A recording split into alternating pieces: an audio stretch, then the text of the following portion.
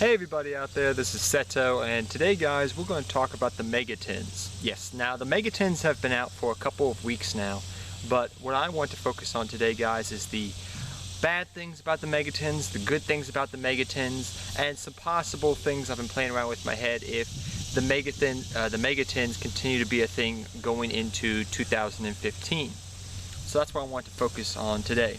So let's focus on the bad things about the Megatins first off. Then we'll go to the good things. The bad things are pretty much the fact that they don't have good promos. The best promo I have to say out of all the Megatins really was Archfiend Commander. Now Archfiend Commander was a card that originally was a show and jump promo that was about a $10 card. Now it's about $1 or less card it's valued as. So that was a reprint that actually I'm happy about because it made it legal for Europe to use that card.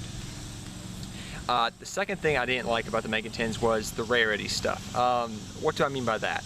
That you're not guaranteed to get the holos that you really want. You're not guaranteed the Exciton Knights, the Dragosacks, the Star Eaters, the Alucards. You know where I'm going with this. You're not always guaranteed each tin to get the cards you really want. But the good thing I like about the tins, segueing into the good things, is if you get secrets or super, I can't remember all the rarities you get in the Megatins. I know you get commons and the rare, and then you get 2 supers and 1 secret, I think it is. I could be wrong on that.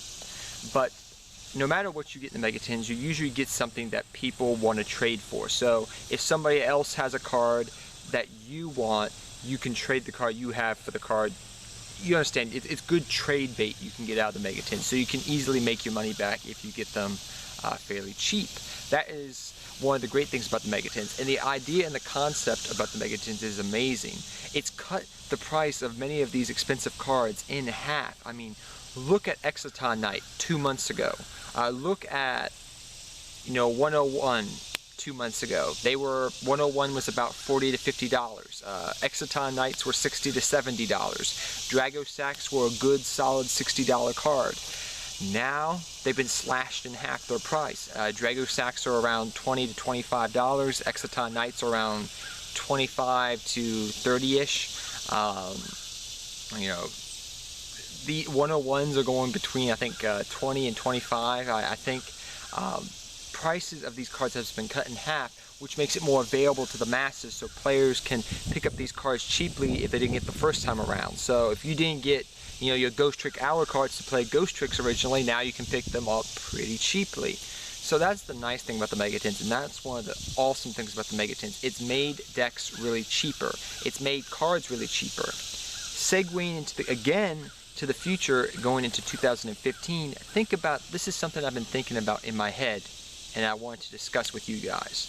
So if you haven't been paying attention to the cards you can get in the Megatin, you can pretty much build the entire Bujin deck out of the Megatins. You pretty much can build a good chunk of the Sylvan deck out of the Megatins. You pretty much can build the entire Ghost Trick deck out of the Megatins. You can build these decks pretty much just from getting the Megatins and trading, because Bujins now are pretty much a very, for the most part, cheap deck to make, because Yamato's got its reprint. Yamato's about an $8 to $10 card right now. You pretty much can build the entire deck for fairly cheap and get it all hollowed out and nicely, make it look pretty and whatever. But if these Megatins to continue to be a thing going in, say, 2015, and we hear in May of next year, hey guys, the Megatins were so successful last year, we're going to do it again.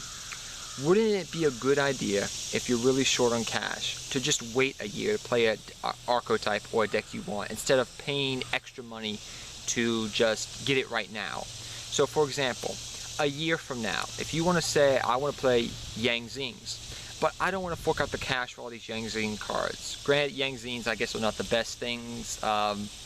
Let's go with Stella Knights. So you want to play Stella Knights. That's an example. This is a pure example of what I'm talking about. You want to play Stella Knights, but you don't want to, throw up the cash for $40 Denebs. I don't want to do that either. So you wait a year for the Megatins to come out. You wait for all the Constellar, excuse me. You wait for that entire archetypes, pretty much cards to come out, and you can pick them up for cheap and play the deck cheap. You can wait for most of the Burning Abyss stuff to come out for next year's Megatin, Buy Dante's. Instead of buying Dante's for $50, you can maybe buy them for $10. Patience is a virtue, and this is something that I may be doing, and it's something just for some food for thought. Just if you want to play an archetype really bad, but you don't want to fork up the cash, just wait for the Megatins to come out next year, which they most likely will do, and then you can play the deck. Patience is a virtue. So guys, this is just my thoughts about the Megatins. What do you think about the Megatins? I mean, they've been out for a couple of weeks now, but I just want to talk about the good, the bad, and the future of the Megatins. So till next time guys, take care, have fun dueling, good luck dueling, and I'll see you all next time. Seto Kaiba, I'm out here guys. Take care everybody.